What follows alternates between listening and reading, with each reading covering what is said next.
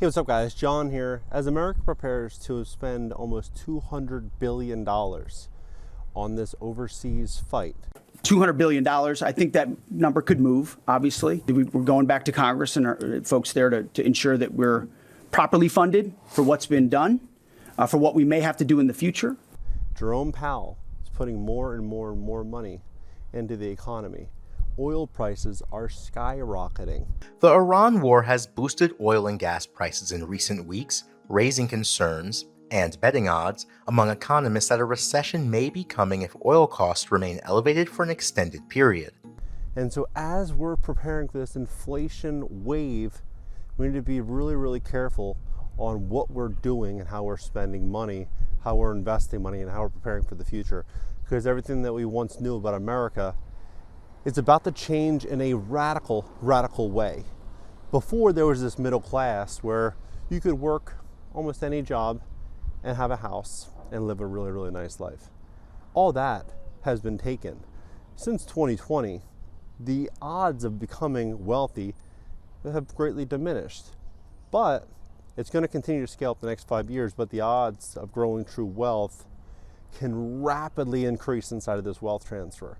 There's so much opportunity to make so much money, and we all have to seize it, because if we don't, large corporations, Wall Street, they will, and they're going to use it against everybody. There's so much opportunity out here. Like this house, for example, we picked up for $67,000. It is a beautiful house. I mean, when we initially bought it, it was a disaster, but it's a beautiful house now. This house will rent for about $2,000 a month on Section 8. All in costs about $140,000. We have another house, 5 to 10 doors down. I'll walk you through, I'll show it to you as well.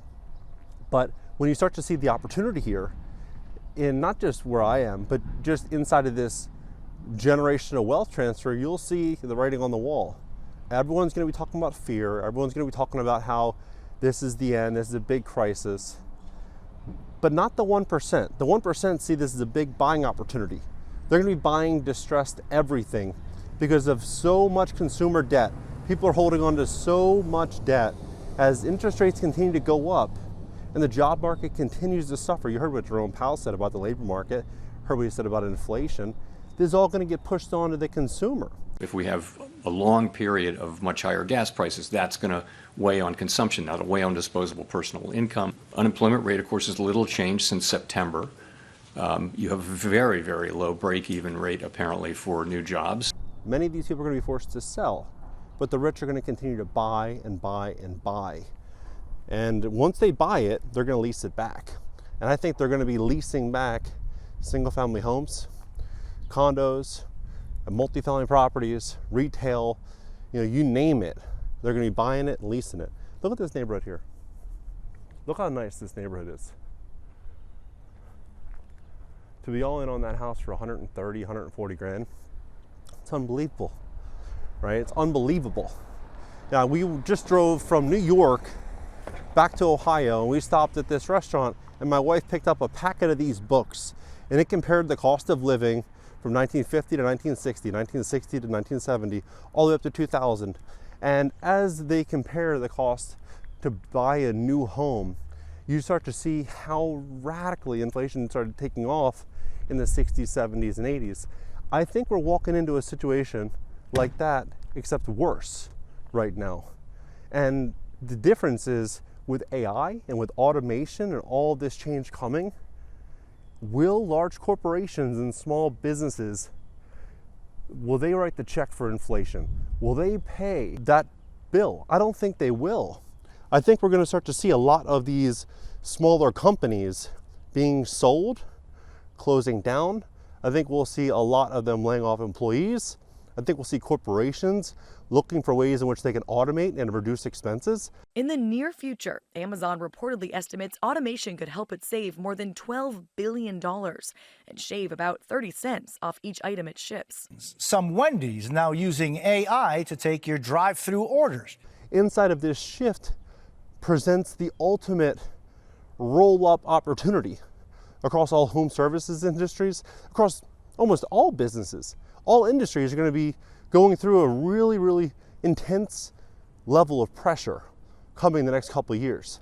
But inside of that window, buy homes, buy rental properties, buy something that's going to produce income. Because having the money sitting, even if you have 100 grand, $1 million, $2 million, in 5 years, I can promise you that purchasing power will be greatly reduced.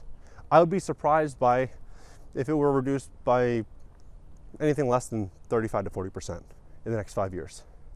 I was having a conversation with Claude, the AI, asking him, what will $5 billion in purchasing power have if you had it today and held it to 2030? They said 3.5 million. 3.5 million, going from 5 million to 3.5 million inside of a 4-year window.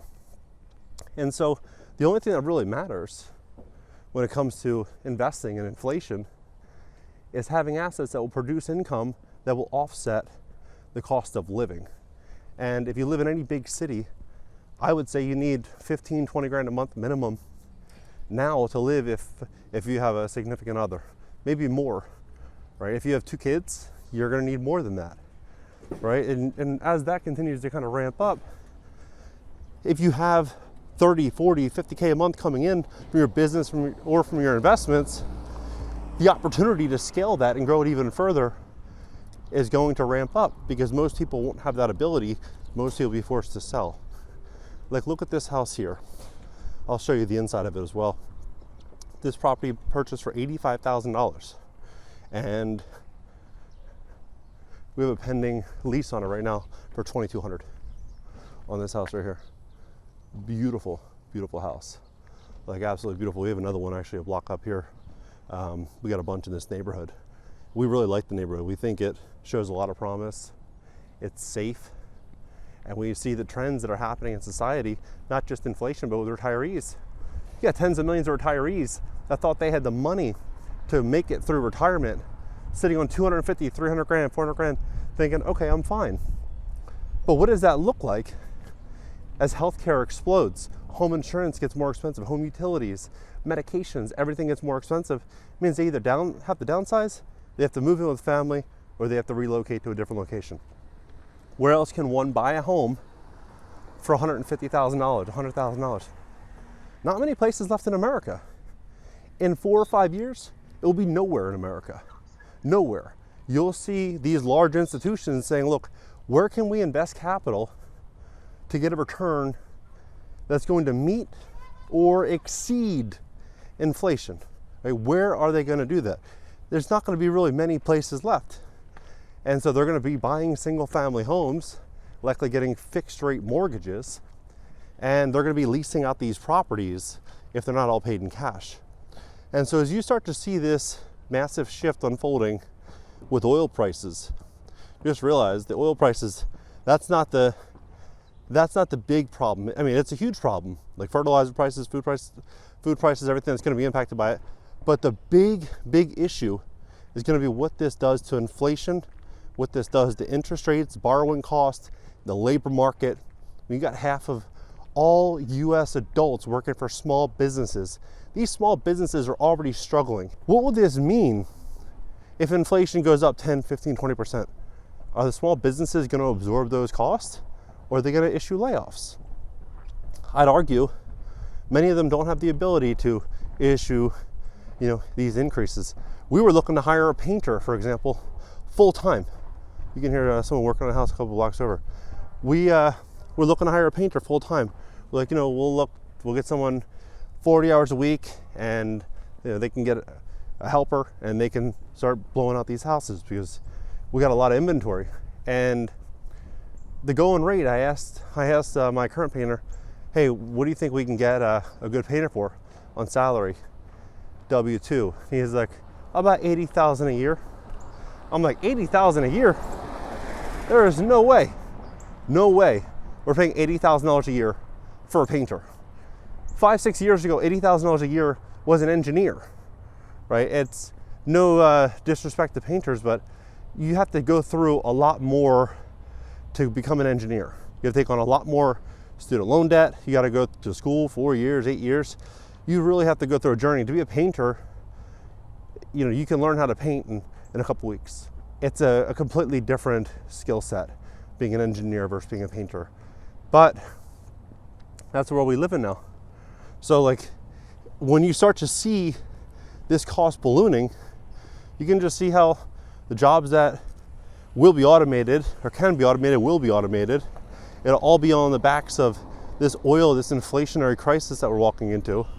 I'm going to show you this book that is going to compare the prices so you can just see how fast this is taking off and where I think we're going to land in the next 10, 15 years. 1950, 1960, 1970, 1980, 1990, and 2000. Price for a new home, $8,450 in 1950. Price for a new home, 1960, $12,675. Average price for a new home in 1970, $23,400. 1980, new home, $68,714. 1990, new home, $123,000. 2000, $134,000. And the price of a new home today is nearly $450,000. So you see the trend and where this is likely going to go over the next 5, 10, 15, and 20 years. I don't think you're going to buy a home in most places in America for under $1 million in the next 10 or 15 years. $1 million. I think we're going to just see this roll up of single family homes. It's going to be quite incredible, not in a good way, to witness. MetLife Insurance, CNBC, all these big outlets said by 2030, 40% of all single family homes will be owned by institutions. 40%. Analysts write that by 2030, institutions may own 7.6 million single-family rental homes. That could be more than 40% of the market. I think we're on track for that. And if that does happen, just imagine what that will mean for rentals. You think institutions are going to keep rents down? Or do you think they're going to push rental prices up? I think they're going to push them up high. I think we're going to start seeing single family homes renting for $2,500 to $3,000 in the affordable sections of America. And I think you're going to start seeing single families and more expensive areas going for $4,000 to $5,000. You're already kind of seeing that now. But roommate sharing, home co-living, all that is going to become much more normalized. Because no one's going to be able to afford, for the most part, to rent a single family home for $5,000 a month and then pay for their health insurance, food costs, car insurance, all the life expenses on top of their student loan debt, credit card debt. It's just not going to happen, right? It's like, so what is going to shift societally? Co-living, room share, an affordable migration pattern is what I predict is going to be happening next. This affordability migration pattern, and I talked about this before on the channel, will be like 2020 and 2021, how nearly all people were at least considering to move out of LA, move out of San Fran, move out of New York City, go to Nashville, Austin, and Florida for no income tax, freedom, a more favorable business climate, and to go from a renter to a homeowner. Like, everyone was looking for that opportunity. Hey, I can work remote. I can make $150,000 a year, and I don't have to be in Silicon Valley to do it. And now I can buy a house in Austin for $500K. This next cycle is going to be this big shift towards affordable living. Everything is going to come down to affordability. Everything. Most of all, housing. And because that's where most people spend a lion's share of their earnings. They spend it 30 to 40% on where they live. So what I think is going to happen is we're going to see more government dependence. We're going to see Section 8 grow in a really, really big way. We are going to start to see people looking to downsize from their current living situation. A lot more people opting in for renting. You're going to see a lot of people looking to tap into their equity in their homes, either by refinancing or selling. I mean, like, look at this one here. I'll show it to you. I got this one for $80,000, 80 grand, and we'll rent it for about $2,300. And did a beautiful renovation on this one as well. But look at that. All right, we got signs literally all over. But we're providing a really great service to the people that live here. Like, they live in a brand new home that otherwise they wouldn't be able to live in. And we give them great assistance on any repairs, anything that's needed, offer exceptional property management, and we put them in a really great neighborhood so they can raise their kids in a neighborhood that is safe. So it's a real big win for the tenant. The people that are working on these homes are people that live in the neighborhoods. The people that live in them are generally people that aren't too far from the neighborhood. So it's great for the community, it's great for the investors, it's great for everybody. But this is the shift that I saw coming when I moved here about 14 months ago, was that we were gonna see inflation get out of control. I basically went from posting 2 videos a day to posting like 1 every week and a half, 2 weeks, just focusing on scaling the business. Now we have roughly 100 people on the team. You know, it's gotten to a place to where I didn't think we'd be in 12 months. And I think the next 12 months are gonna be even more shocking due to the current events that we're walking into right now, that are gonna force a lot of motivated sellers to consider a fast sale, all cash, no contingencies. And we're gonna start seeing a lot more upward pressure, I believe, on the rental market. What's crazy is a lot of these properties, like 10, 12 months ago, like as we started kind of picking up steam here, I was telling clients, oh yeah, we'll rent it for $1,500, $1,550. A lot of these houses now are $2 grand, $2,100, $2,200. It's like, it's unbelievable. Inside of a year. Now I'm not saying that's gonna continue at that same speed, but it just shows, you know, we were ahead of the curve on the timing and didn't fully anticipate the level of demand. I thought the demand was gonna be strong, but I didn't think it was gonna be that strong. But it'll be interesting to follow the next 2 years, 3 years. I think demand's gonna take off even more. And watch, I think these homes will be renting for $2,500, which isn't that far off from where we are now. $2,500, $2,700, maybe even $3,000. Where would you rather live? A house like this, in a nice safe neighborhood, or rent a 1-bedroom in a city center for $2,500 or $3,000? I'm sure you'd probably opt in for one of these homes. And I think the war is gonna continue to push people into alternatives like this. But I'm curious as to what you think. What do you think the net worth you'll need to have to be financially free 5 years from now, 10 years from now? How much do you think inflation is going to go up? The cost of living, gas prices. They're saying that they think it's going to go to $200 to $250 a barrel of oil. So it's going to go up by 120% from where it is now. If that happens, just imagine what would happen to the labor market. What would happen to the economy? It would present the best buying opportunity that we've ever experienced, that we've ever lived through. Because at the end of the day, you can see it as a big crisis, and then there's nothing that we could do about it, or a big opportunity, and use that as a way to protect and provide for ourselves, our families, and our retirement. Let's have a conversation about this below, and I'll catch you next video.